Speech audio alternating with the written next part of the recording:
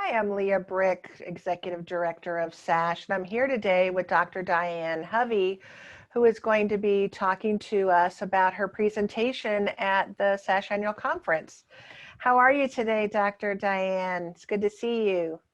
Good, nice to see you.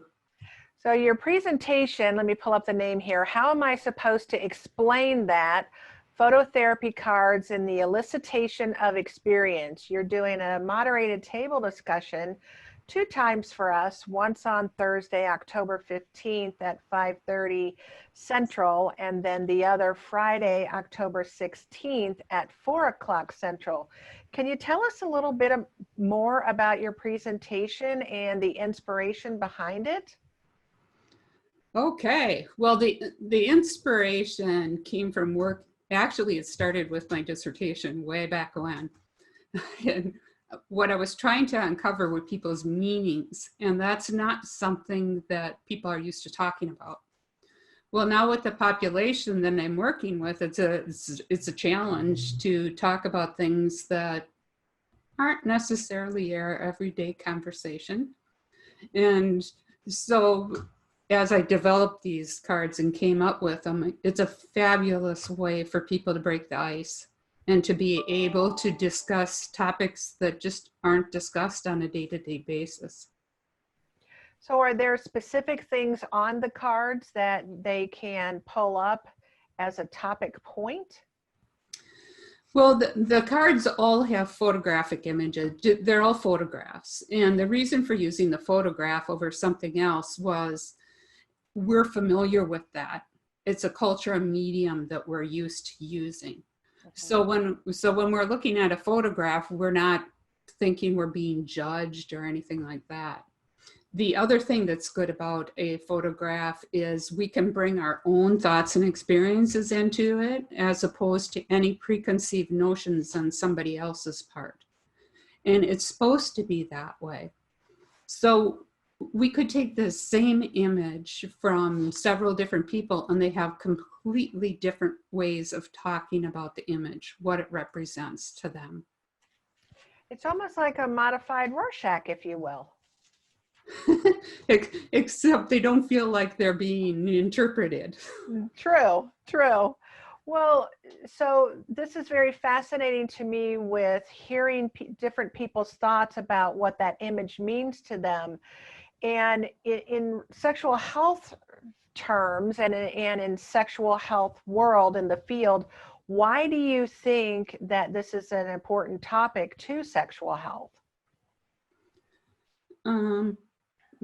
It's not a topic that people are used to talking about sexuality in offhanded ways. Like they'll make jokes about sex all the time, talk about it all the time.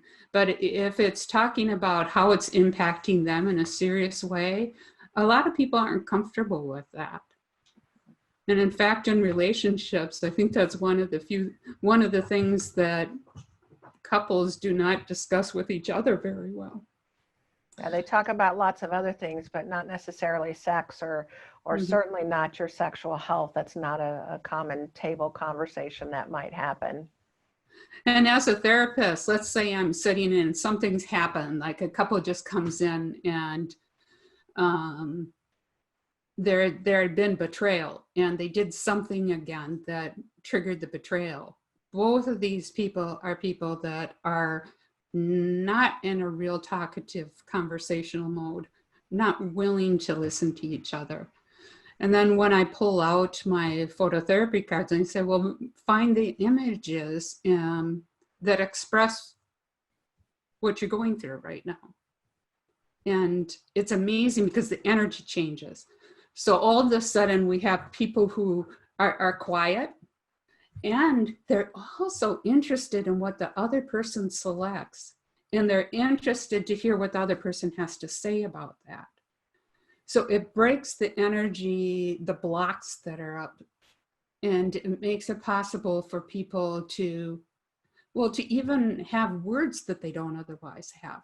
How do I describe the experience of what I'm going through? And then there's an image there that gives them a springboard into discussing what they've been thinking and feeling. Well, and I can see that they would be really beneficial, because if you think about, you said words, and I know that in my own relationship, there are words for me that are trigger words. They're fight or flight words. And so it takes all of that out of the conversation, right? So if they have words that they typically would use that would trigger the other person into that kind of fight response, then the picture takes that out of it, right? And it provides an opportunity for them to communicate in a different way and get past that triggering mechanism, if you will. Mm-hmm. Exactly. What do you hope that participants will take away from your presentation? Another way of being able to address and work through both how we see, perceive our experiencing, how we can reshape our experience, how we can express our experience. It's another tool to have in our belt. Sure, and we always need lots of tools. We can't, well, not everybody gets met the same way. Mm-hmm. So we need all of those tools. You're not new to SASH, and you've been around for a while, and we're so grateful to have you as a member. What are you most looking forward to this year with the SASH conference? We're going virtual, so that's a new experience for us, and we're in this new virtual world where we're seeing each other on camera as opposed to getting our hugs. And so what are you looking forward to? I always enjoy getting new information. I always enjoy new perspectives, the tools that I'll take back for myself that I'll be able to use with other people, connecting with people. That'll be different this year, connecting virtually. So we'll have to see how that goes, but that's always enjoyable. It's just, SASH has a bit of a family feel to it. I like that. Yeah, I agree with you. It feels like getting back for a family reunion every year when we get together. We've been doing virtual now for a while, and it's starting to feel more familiar. And is there certain things that you have found benefit to in being in this virtual world? Well, the biggest benefit is, well, for instance, I have a lot of clients that have to drive quite a distance in order to get to me. So we're eliminating the drive, I guess you could say. In this time of environmental change, we're helping protect our planet. Yes. So it does allow with those challenges that we have had. Yeah, there are a lot of things I miss, not connecting face to face or being in the office with somebody or having my tools handy right at hand. Sure. But it also opens up possibilities that were limited because of distance. Sure. And I think that adaptation, you're talking about your clients that have to drive a distance, that adaptation actually for them has given them some added advantages where they're gaining time. So if they're spending time in the car trying to get to you for their appointment, they're actually gaining some time for themselves, maybe where they can build in more personal time or take some of that stress off. So I think that's a big benefit for us. Definitely. One of my clients drives 3 hours each direction. Oh my goodness. And she actually comes down with her partner.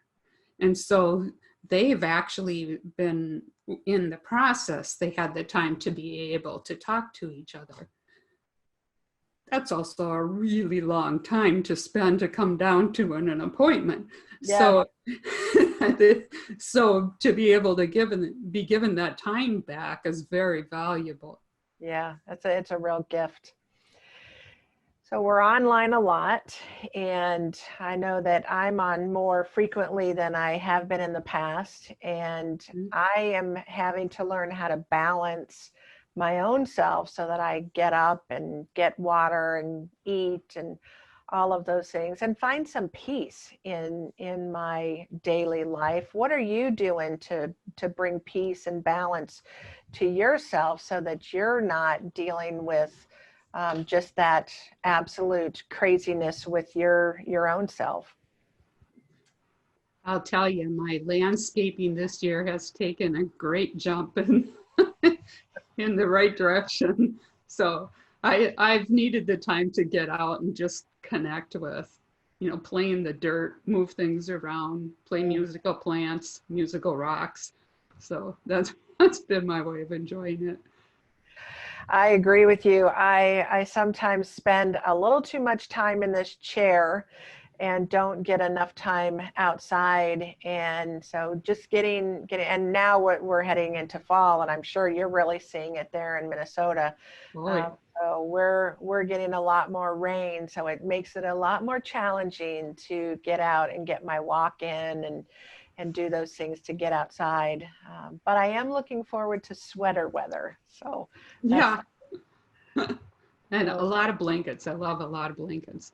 Yes, I agree. I agree with you. Well, thank you so much for spending time with us today for our conversations from the couch. And we look forward to seeing you in just a few weeks. Again, your presentation is How Am I Supposed to Explain That? Phototherapy Cards and the Elicitation of Experience. We'll be doing that twice, on Thursday, October 15th at 5:30 and Friday, October 16th at 4. Now, one quick question. These are cards that you have developed, correct? Yes. So if someone wanted to get these cards from you, how would they go about doing that? They could go to my website. They're Okay. also available on it from Amazon. Okay, so either Amazon or your website. And what's your website address? And my website is ahart, AHEARTT.com. Great. So, All and then right. at Amazon, it's When Words Are Enough. When Okay. words aren't enough. Aren't enough. When words aren't Aren't enough. enough. On Amazon, and on your website they can get them at aheart.com. Correct. Fabulous. Well, thanks again for being with us, and we look forward to seeing you very soon online. Yes, that's great. Thank you.